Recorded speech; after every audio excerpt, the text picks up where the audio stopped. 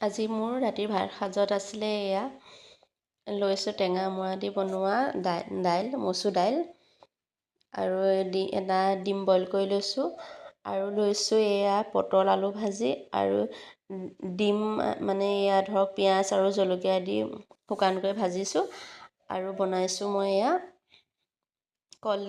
কলডিলৰ পকৰি ফুলৰ পকৰি আহকচোন চাওঁ কেনেকৈনো বনাইছোঁ। এয়া মই কলডিলৰ ফুলখিনি ধুনীয়াকৈ এৰুৱাই তাত থকা জুচলা কাঠিখিনি এৰুৱাই লৈছোঁ আৰু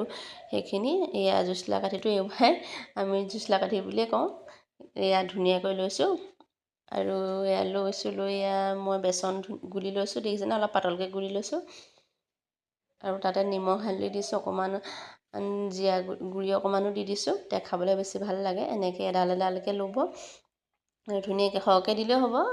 সৰহকৈ দিলেও ইমান একো দিগদাৰ নাই পিছত নিজে এৰাই যাব বা ভাগি যাব।